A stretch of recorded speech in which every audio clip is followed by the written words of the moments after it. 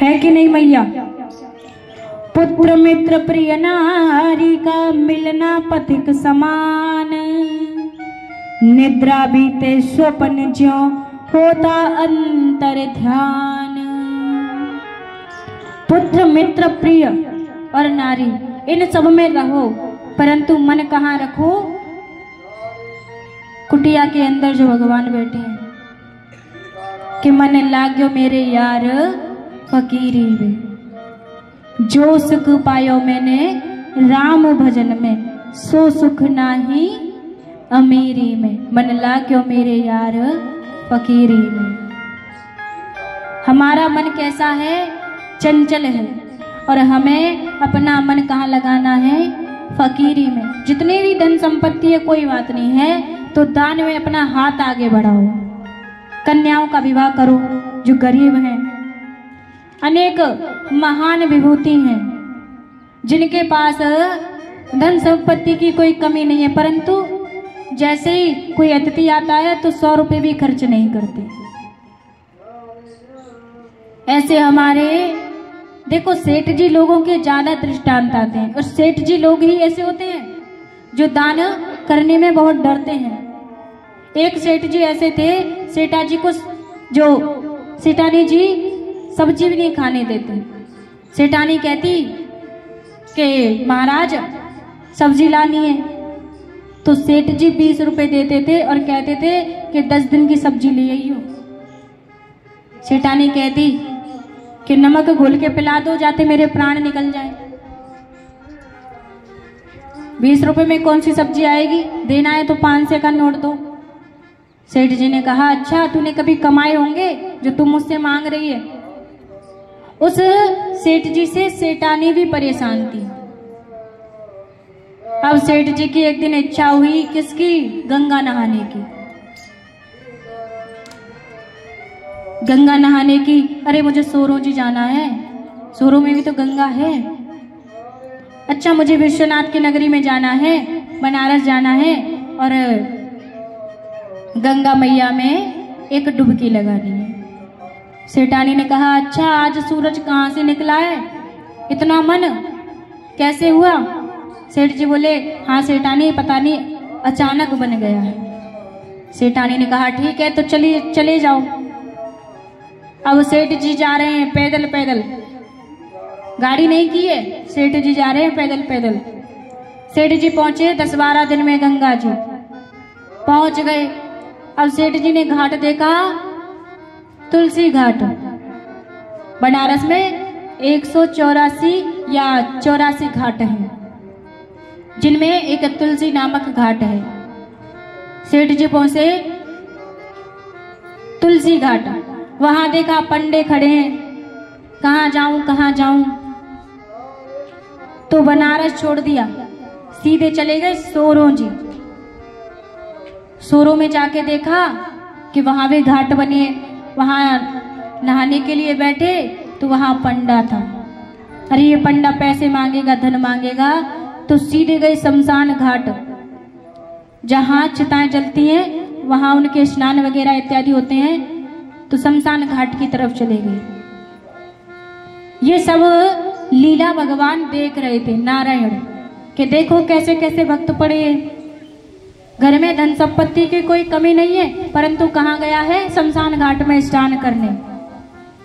शमशान घाट में गया, कपड़े वगैरह उतारे अपने वस्त्र, और डुबकी जैसे ही मारी वैसे ही भगवान प्रकट हो गए। भिक्षाम देई भिक्षाम देई, जजमान की जय हो, जजमान की जय हो, अरे जजमान की जय हो। अब तो सेठ जी ने सुना कि शायद मुझे पंडित ने देख लिया, पर अभी भगवान ने देखा नहीं था, वैसे ही विनोद में कह दिया। जैसे ही सेठ जी ने पंडे को देखा, पानी में ही रहे, 10 मिनट हो गई पानी में रहे। भगवान बोले अरे ये कैसा सेठ है, अभी पानी में ही बैठा है अंदर। अदृश्य हो गए, आवाज थोड़ी गायब हो गई। सेठ जी आए, बाहर निकल के वस्त्र पहनने लगे, अरे जजमान की जय हो, जजमान की जय हो, जजमान का कल्याण हो। अब तो सेठ जी ऐसा अपने आप को बता रहे हैं कि सेठ जी को सुनाई नहीं देता। भगवान कह रहे जजमान की जय हो, जजमान की जय हो। कुछ सुनाई नहीं दे रहा है। पर जजमान भी ऐसे है कि सुनाई नहीं दे रहा है, और भगवान भी कैसे है कि हाथ का इशारा, हाथ का ठोकर लगा रहे हैं। अरे जजमान जी जय हो, जजमान जी दान दक्षिणा कुछ दे जाओ। सेठ जी ने कहा कि अभी तो मेरे पास धन नहीं है, परंतु घर आ जाना, घर से ले जाना। भगवान ने कहा ठीक है। सेठ जी ने कहा लेकिन आना 1 महीने बाद। कितने महीने बाद? 1 महीने बाद। भगवान को तारीख दिन याद था। भगवान पहुंचे, जजमान की जय हो, जजमान की जय हो। सेठानी निकली। सेठानी ने कहा हाँ महाराज बताइए। अरे कि जो आपके पतिदेव हैं उनने हमारा निमंत्रण किया था कि आप उस दिन उस तारीख को आ जाना, हम आपको धन दे देंगे, हम आपको दान दे देंगे।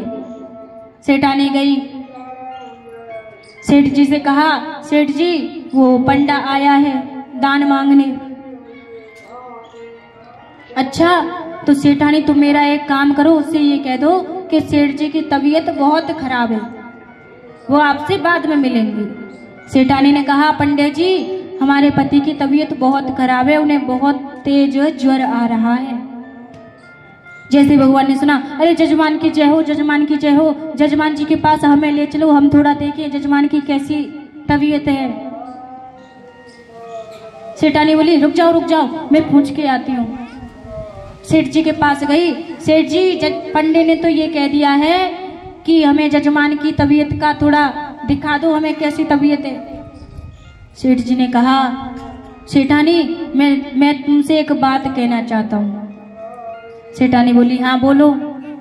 सेठानी तुम रोना मत कि अच्छा ऐसा क्या करने वाले हैं। सेठ जी ने कहा कि तुम पंडे से जाकर ये कह देना कि सेठ जी तो मर गए, सेठ जी तो मर गए। सेठानी ने कहा अरे इतना बड़ा झूठ मैं क्यों बोलूं। अरे कि सेठानी मैं मर थोड़ी रहा हूं, मैं सांस रोक लूंगा, बस तुम ये कह देना कि सेठ जी तो मर गए। सेठानी गई रोते रोते, अरे पंडा जी हमारे पतिदेव तो स्वर्गलोक पहुंच गए, अरे पंडा जी हमारे पति तो मर गए। अब तो भगवान भी अपनी जिद पे पड़े। भगवान ने कहा कोई बात नहीं, टटरी वटरी सजाई, बढ़िया सुंदर श्रृंगार किया सेठ जी का और लाद दिया। तब भी उस सेठ जी ने आंखें नहीं खोली, सांस नहीं ली, सांस रोके पड़े। सारे गांव वासी आए, सभी लोग बैठे हैं ले जाने के लिए शमशान घाट में। भगवान धीरे धीरे कान में बोल रहे हैं अरे जजमान जी अभी भी उठ जाओ, समय है। लेकिन सेठ जी एक आंख खोले फिर बंद कर ले। सेठ जी को उठा लिया, चारों कंधों पर ले जा रहे हैं। राम नाम सत्य है, राम नाम सत्य है। शमशान घाट तक ले आए। लकड़ी लगाने वाले थे, फिर भी भगवान ने कहा जजमान जी अभी भी समय है, अभी भी उठ जाओ, नहीं तो तुम सीधा पहुंच जाओगे परलोक। सेठ जी ने कहा मैं नहीं उठूंगा, अगर मैं उठूंगा तो मेरी एक शर्त है। क्या शर्त है? कि जो तुम दान मांग रहे हो वो दान तुम माफ कर दो।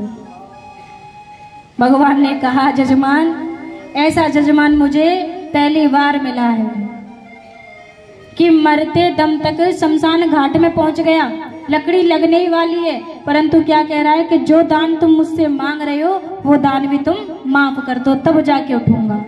अरे जजमान जी आप उठ जाओ, मैं तुमसे दान नहीं मांगूंगा। ऐसा सेठ जी।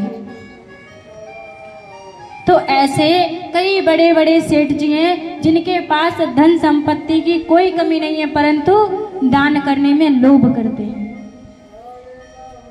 लोभ नहीं करना है, जितना दान दे लेंगे उतना तुम स्वर्ग में भोग लेंगे। भगवान ने राजा परीक्षित को, सुखदेव जी ने राजा परीक्षित को बड़ी सुंदर सुंदर कथाएं सुनाई, ज्ञान के विषय में बताया कि ज्ञान कब आता है? जब भक्ति पूरी हो जाती है। और यह श्रीमद् भागवत ज्ञान रूपी कथा हमें श्रवण कराती है। कैसे? ज्ञान सरोवर, बहती हुई गंगा, बहती हुई गंगा के पास में जाने के लिए आपको बहुत समय लगेगा, धन खर्च हो जाएगा, परंतु जो हमारे पास श्रीमद् भागवत रूपी गंगा है, यहाँ आपको धन लाने की या धन खर्च करने की कोई आवश्यकता नहीं पड़ती, परंतु अपना जो पात्र है अपना जो विवेक है वो हमें खाली करना है। भरना किससे है? ज्ञान रूपी सरोवर के जल से, वाणी के वचनों से, कि मुझ में राम तुझ में राम सब में राम समाया है। सब में राम है। किस किस में राम है? किस किस में राम है? इधर राम नहीं है क्या? सब में राम है। बोले राजा रामचंद्र भगवान की, बोलिए गुरुदेव भगवान की हो। और महाराज के बड़े भाग मानुष तन पावा, सुर दुर्लभ सब ग्रंथ ही गावा। कि साधन धाम मोक्ष कर द्वारा, पाई न जेहि पर लोक संवार। बड़े भाग्य से हमें मनुष्य जन्म मिला है। आखिरी बार आज आपको बोल रहे हैं, कल से कौन बोलेगा? हमारे प्रभु जी। आपके तो इतने सौभाग्य की बात है कि आपको 7 दिन तक कथा श्रवण करने को प्राप्त हुई, और आज के बाद भगवान के श्री मुखारविंद से आपको वचनों को सुनने को मिलेगा। सौभाग्य की बात है कि नहीं है? कितने सौभाग्य की बात है जिसे हम बखान नहीं कर सकते, कि आज आप कथा सुन रहे हैं और कल आप भगवान के श्री मुखारविंद से वचन सुनेंगे। और कहा कि काम क्रोध को बिल्कुल त्याग दो। जब राजा परीक्षित ने अनशन व्रत धारण किया था तो उनके मन में अपनी पत्नी के प्रति भी कोई इच्छा प्रकट नहीं हुई, पत्नी की भी चिंता ना हुई। राजा परीक्षित ने पहले ही बता दिया था कि यदि तुम चिंता करोगे तो तुम्हें भगवान का चिंतन कभी प्राप्त नहीं होगा। यदि तुम चिंतन करोगे तो तुम्हारी सारी चिंता दूर हो जाएगी। भगवान की पूजा के प्रकार बताए। किसी को राम प्रिय है, किसी को श्याम प्रिय है, किसी को देवी, किसी न किसी को कोई ना कोई भगवान प्रिय है। भगवान ने कहा है किसी का भी पूजन करो, परंतु जड़ एक है। जड़ कितनी है? एक। कि कबीरा का जर रे कहीं अब तो दही न जाए, नैनन प्रीतम वस रहा पर छवि कहाँ समाई। हमें गोपियों जैसा भाव बनाना है। गोपियां जब रास मंडल में गई थी तो लहंगा सिर पर धारण कर लिया और चुन्नी चरणों में धारण कर लिया। आंखों में लगाने वाला काजर होठों पे लगा लिया, होठों पर लगाने वाली लाली आंखों में लगा ली, उल्टा पुल्टा श्रृंगार करके। कि नैनन प्रीतम बस रहा पर छवि कहाँ से जाए। ये छवि है भगवान की, ये छवि हमें भगवान की कभी नहीं भूलनी है। चाहे हम पर दुख आए, चाहे बहुत दुख आए। कि प्रीतम छवि नैनन वसी पर छवि कहाँ समाई, भरी सराही रही मलखी पथिक आप फिर जाई। भगवान का भजन हमें कभी जीवन में नहीं छोड़ना है। राजा परीक्षित तुम बिल्कुल भी चिंता मत करना, क्योंकि अब तुम्हारा समय आ गया है। तक्षक अच्छे वस्त्र धारण करके आ रहा है धीरे धीरे। राजा परीक्षित को बिल्कुल भी भय नहीं हो रहा है। अंतिम समय राजा परीक्षित का, सुखदेव जी ने राजा परीक्षित का इतना कठोर हृदय कर दिया कि जब तक्षक आ रहा था, अभी तो सज सवर के आ रहा है, धीरे धीरे आ रहा है, अभी तो तैयारी चल रही है तक्षक की आने की, परंतु राजा परीक्षित का हृदय बड़ा ही कठोर हो चुका है। ना तो मोह से कोई संबंध और ना ही ईर्ष्या से कोई संबंध। ना मोह है और ना ईर्ष्या है, ना स्त्री है, ना पुत्र है, ना पुरुष है, कोई नहीं है। ऐसा सुंदर भाव राजा परीक्षित का आज सुखदेव जी की कृपा से हो गया है। सुखदेव जी ने कहा हाथ जोड़ के कि भगवान राजा परीक्षित, मैंने तुमको सारी कथा की लीला सुना दी। भगवान की कृपा से आपने क्या प्राप्त किया है? ज्ञान रूपी वचन। ज्ञान रूपी गंगा में आज आपको 7 दिन हो रहे हैं स्नान करते करते।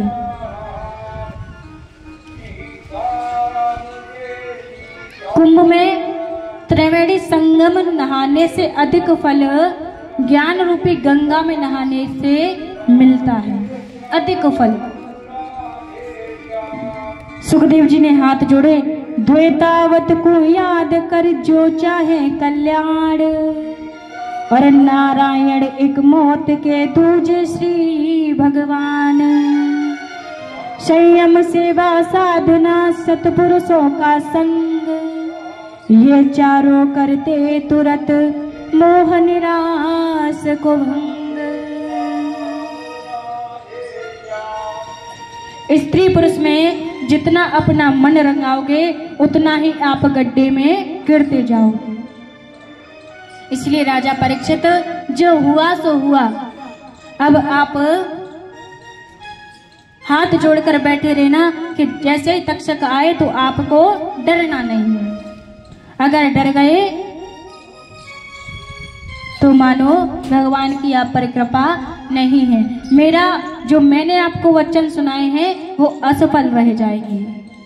इसलिए अपने हृदय को कठोर बना लो, चाहे तक्षक आए चाहे कोई भी आए, तुम्हें डरना नहीं है। एक बार राजा परीक्षित के लिए फल रखे जा रहे थे खाने के लिए प्रसाद में, और ठीक समय पाके राजा परीक्षित के फलों में तक्षक आ गया।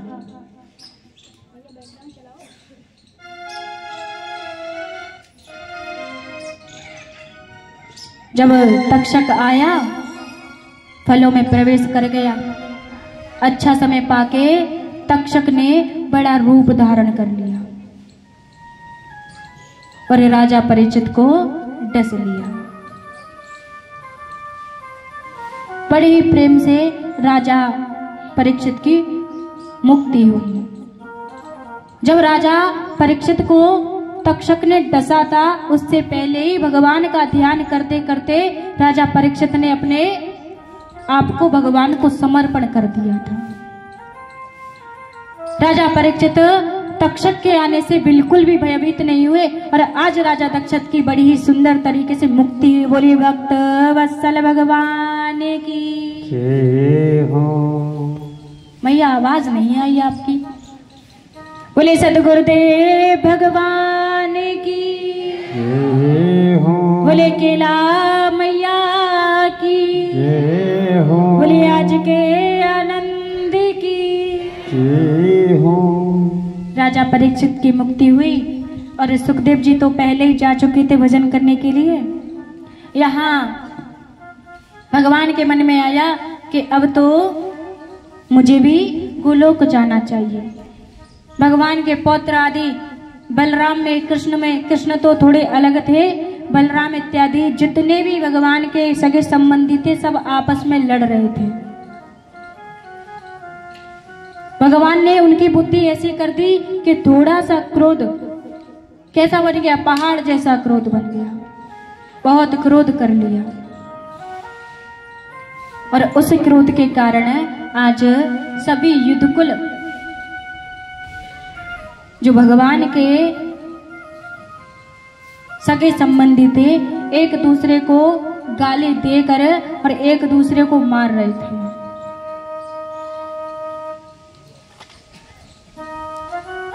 भगवान के कुल का यही संहार हुआ।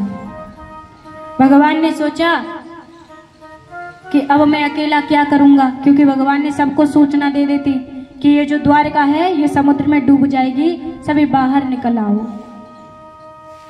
बाहर निकलने से पहले सब में युद्ध हुआ और सभी ने एक दूसरे को मार दिया। भगवान एक वृक्ष की छांव में लेटे थे कि अपने दुख में रोने वाले मुस्कुराना सीख ले, कर गरीबों का भला और बदनसीबों पर रहम। सेवा में भगवान है तू दरस पाना सीख ले, काम तेरा हो भलाई, मुख में तेरे राम हो, बस इसी जीवन को तू जीवन बनाना सीख ले। अच्छा बोलेंगे तो अच्छा सुनेंगे और बुरा बोलेंगे तो बुरा सुनेंगे। जब घी खाते हैं तो कितने तंदुरुस्त हो जाते हैं, हो जाते कि नहीं हो जाते?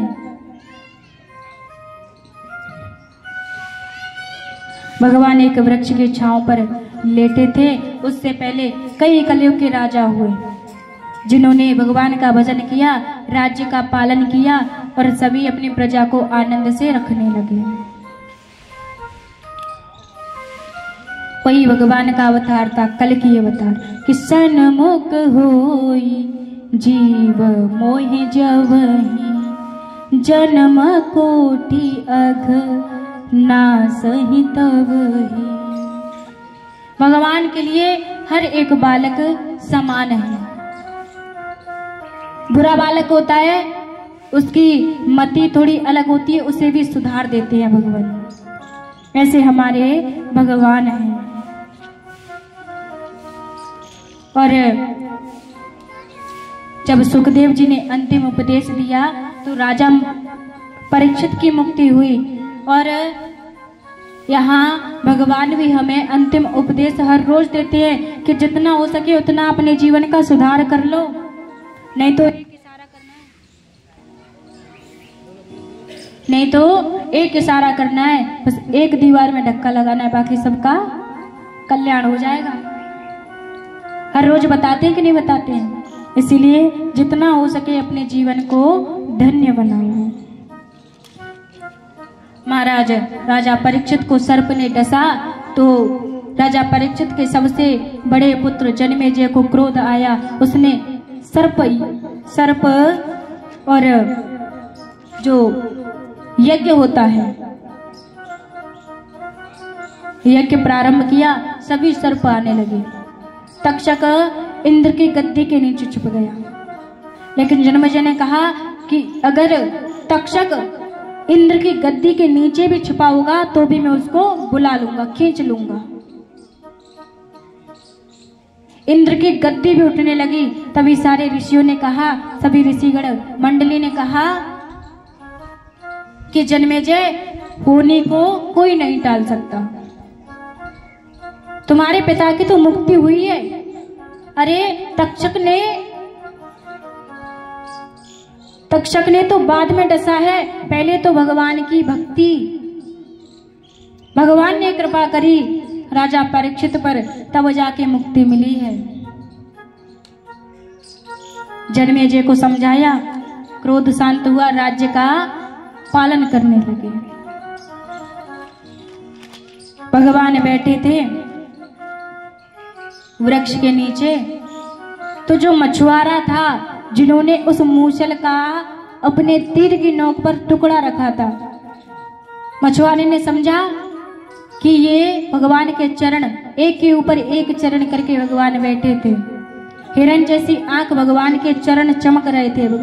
उस मछुआरे ने समझा कि ये भगवान के चरण हैं।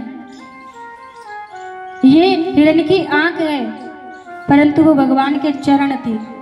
उस मछुआरे ने तीर फेंक दिया, तीर चला दिया। जैसे ही भगवान को लगा, मछुआरा आया कि ये तो सच में ही दूर से तो हिरण जैसा लग रहा था, परंतु जैसे ही पास आए तो कैसा प्रतीत हुआ कि भगवान है, और साक्षात भगवान ही थे।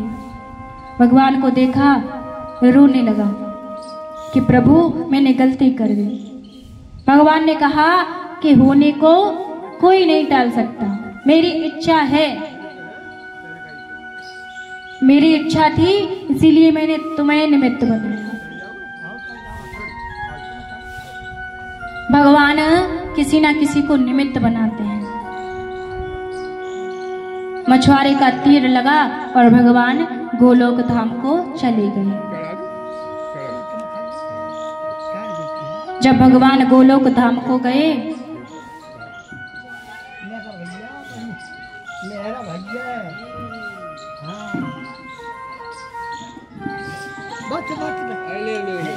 कृपा करी सुखदेव जी ने राजा परीक्षित पर, और बहुत कृपा करी भगवान ने हम सभी के ऊपर, जो हमें ये कथा श्रवण करने को प्राप्त हुई थी।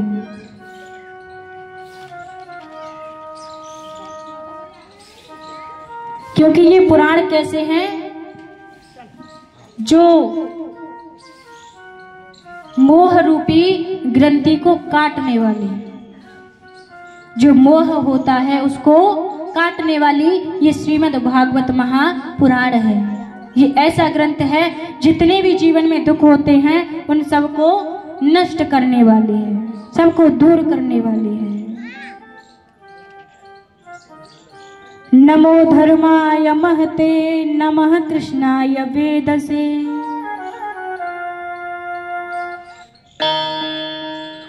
भागवत पुराण में 12 स्कंद हैं और 18,000 श्लोक हैं।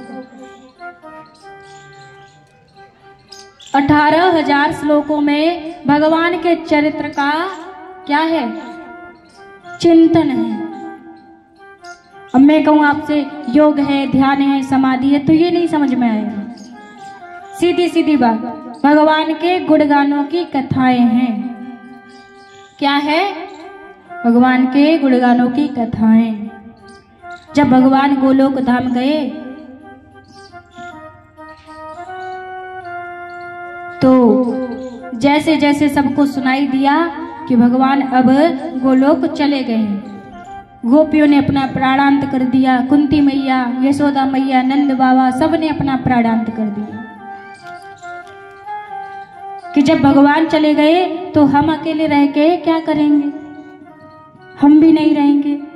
कि सुनिए सबकी कहिए ना कछु, रहिए इमिया भवसागर में। करिए व्रत नेम सच्चाई लिए, जिन सो तरिए भवसागर में। कि सुनो सबकी परंतु कुछ ना कहो। इस भवसागर में रह के सुननी तो सबकी है, लेकिन करनी भगवान जो कहते हैं वो मन की नहीं। मन तो हमारा कैसा है, चंचल है। मिलिए सब सो दुर्भाव बिना, रहिए सत्संग उजागर में। किसी से भी मिल रहे हैं तो दुर्भाव भाव में मिलना है, ना कि दुर्भाव में। रस खान गोविंद ही यो भजिए जिमे, नागर को चित गागर में।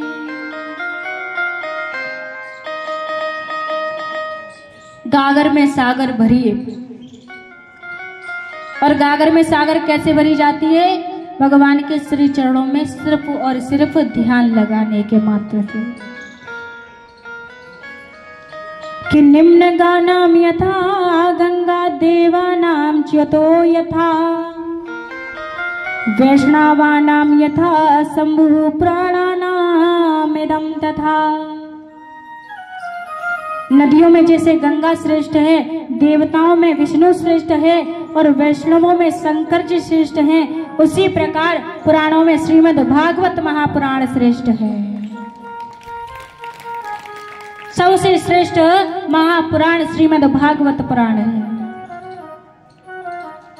श्रीमद् भागवतम यत्र श्लोकम श्लोकार्धवमेव च। जहाँ पर श्रीमद् भागवत कथा के एक या आधे श्लोक का भी पाठ होता है, वहाँ पर श्री कृष्ण अपनी प्रियतमा गोपियों के साथ में सदा विद्यमान रहते हैं। यहाँ इतनी सारी मैयाएं हैं, पिताजी हैं, सबके समान गोपियों के समान मैया हैं, ग्वाल नंद बाबा सब गोपों के समान हमारे बुजुर्ग जन हैं, भाई बंधु हैं। और भगवान कौन है, कौन है मैया? अरे मैया तुम तो शांत हो जाती हो, मेन पॉइंट आता है तभी शांत हो जाती हो। कौन है हमारे भगवान? बोले प्रभु जी भगवान की हो। लगे आज भी मैयन को भोजन ना मिलो।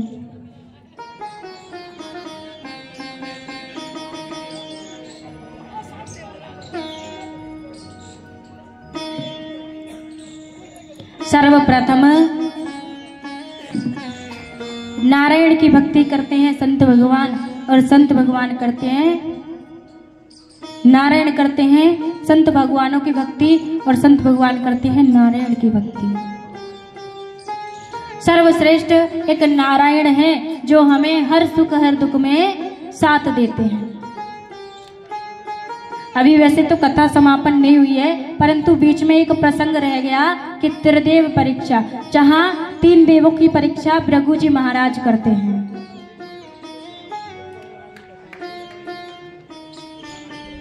वहां सभी ऋषियों में एक सभा जुड़ी थी। भृगु जी को काम सौंप दिया था कि तुम पहचानोगे कौन भगवान श्रेष्ठ है और कौन भगवान श्रेष्ठ नहीं है। सर्वप्रथम ब्रह्मा जी के पास गए। भृगु जी प्रणाम करके बोले, अरे जय हो। ब्रह्मा जी ने कोई आदर सत्कार नहीं किया, थोड़ा बहुत बिठाया, फिर अपने वेद पढ़ने में लग गए। भृगु जी ने बुरा भला कह दिया। ब्रह्मा जी तुरंत बुरा मान गए और भगा दिया भृगु जी को। भृगु जी गए दूसरी बार, कहाँ? ओ मैया, शंकर भगवान के पास। कहाँ गए? शंकर भगवान के पास। जैसे ही भगवान के पास गए, प्रणाम किया। शंकर भगवान ने थोड़ा बहुत प्रणाम किया, फिर कहा, अरे शंकर भगवान, तुम तो पाखंडी हो, अरे तुम तो जटाधारी हो, तुम कोई भजन करने वाले हो, तुमने कभी राम का भजन नहीं किया। परीक्षा ले रहे थे। शंकर को ऐसा क्रोध आया, अपना त्रिशूल फेंक दिया भृगु जी के पीछे। अब गए प्रभु जी कहाँ गए भैया? नारायण के पास। कहाँ गए? नारायण के पास गए। नारायण से तो प्रणाम भी नहीं किया, नारायण जी के वक्ष स्थल में सीधी लात मार दी भृगु जी ने। जब भगवान और लक्ष्मी, माता लक्ष्मी भगवान के चरण दबा रहे हैं, भृगु जी ने ना तो हाँ ना राम ना सीता कुछ नहीं, सीधे लात मार दी।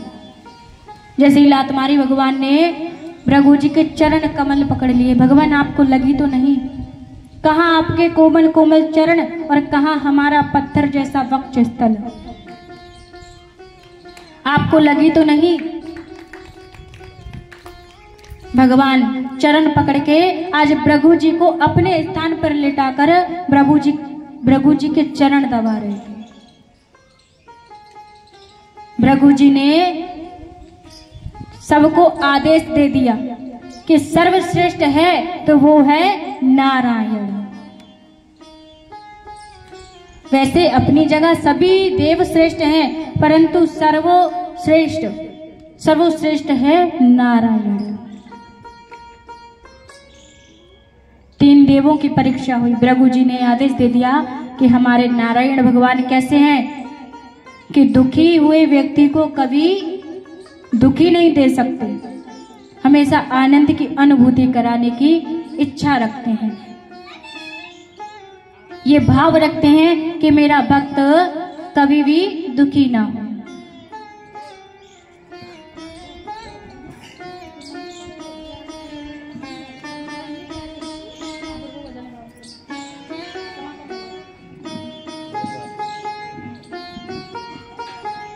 तो महाराज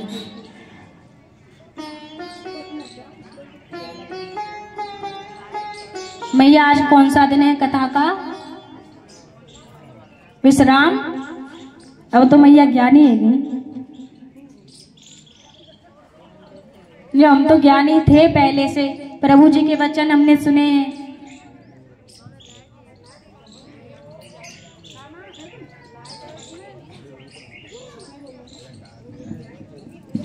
तो महाराज भागवत जी की बड़ी ही सुंदर लीलाएं हमने सुनी। आपको आनंद आया कि नहीं आया? पिताजी आपको आनंद आया कि नहीं आया? आनंद आयो, हमको सबन को आनंद आयो। अब मैया भागवत जी का हम सभी विश्राम करेंगे। अच्छा, एक चीज तो रह गई। आज विश्राम दिन है। 7 दिनों में आपने क्या क्या सीखा? बता दो मैया, क्या क्या सीखा आपने? सीधा सीधा कह दो, ध्यान लगाना सीखा है हमने तो। बस देखो यहाँ व्यास भी सीधे हैं, व्यास तो नहीं, हम तो भैया आपके सामने बालक है, हम बालक भी सीधे हैं और मैया भी सीधी है, पिताजी भी सीधे हैं। काशी को मैया तुमने ध्यान लगाना, किसके चरणों का? प्रभु जी के चरणों का। एक सीधी बात, हमने तो भगवान का ध्यान सीखा है और हमने कुछ नहीं सीखा, इससे ही आपका कल्याण हो जाएगा। बोलिए प्रभु जी भगवान की, बोले राधा रानी सरकार की जय हो। आइए हम सभी भागवत जी को विश्राम देते हैं कि नाम संकीर्तनम यस्य सर्व पाप प्रणाशनम, नाम संकीर्तनम यस्य सर्व पाप प्रणाशनम, प्रणामो दुख समनस्तम नमामि हरिं परम, प्रणामो दुख समनस्तम नमामि हरिं परम। बोले राधा रानी सरकार की, बोले सुखदेव जी भगवान की जय हो।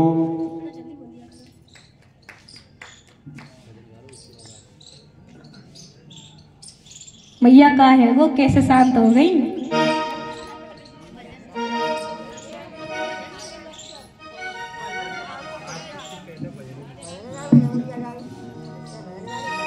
अच्छा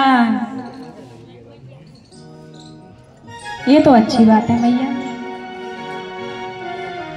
बोले राधा रानी सरकार की हो। अच्छा मैया ये बताओ कि कल्याण किससे होता है? ओ मैया कल्याण का चीज से हो गई ये बताओ पहले, तब भजन गाएंगे। कथा श्रवण से और प्रभु जी के चरणों से।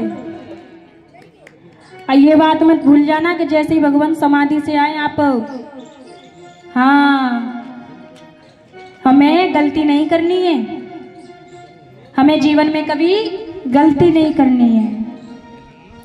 और जहाँ कथा होती है वो भूमि क्या होती है? ब्रज भूमि। वो ब्रज रज में लोट लगाए लीजो। अरे मैया कुछ ज्यादा ही खुशी है रही है।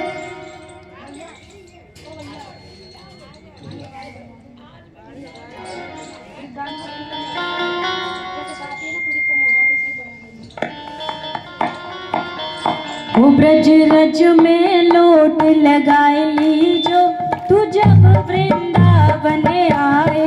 वो ब्रज रज में लोट लगाए लीजो, जब तू वृंदावन आए। वो ब्रज रज में लोट लगाए लीजो, तू जब वृंदावन आए। वो ब्रज रज में लोट लगाए लीजो, जब तू वृंदावन आए। तू जब वृंदावन आए, तू जब बरसाना आए। जब तू वृंदावन आए, जब तू वृंदावन आए। जब तू वृंदावन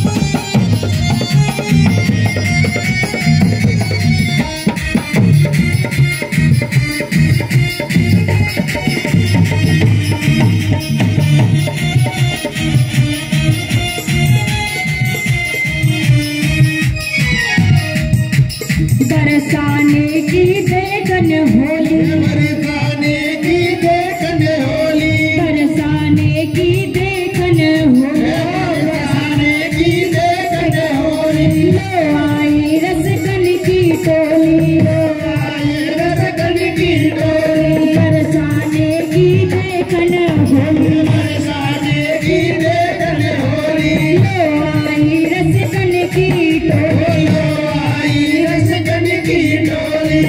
थोड़ा रसगन से बतलाई लीजो भैया, ओ भैया आनंद में तो भूलेगी।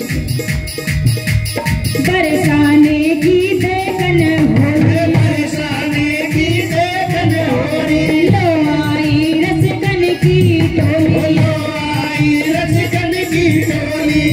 थोड़ा रसगन से बतलाई लीजो, तू जब वृंदावन आए, रज में लोट लगाई जब तू वृंदावन आए। जय हो।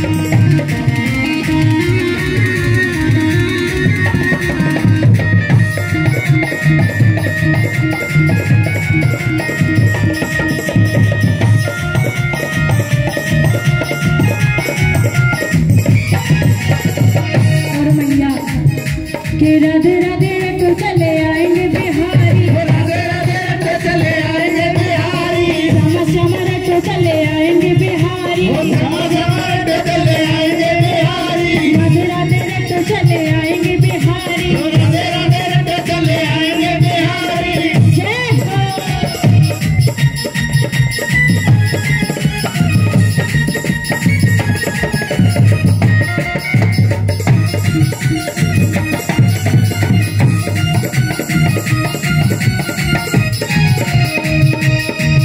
वो तेरी मेरी का जोड़ी काना तू कारो मेरी गोरी तेरी मेरी का जोड़ी काना तू कारो मेरी गोरी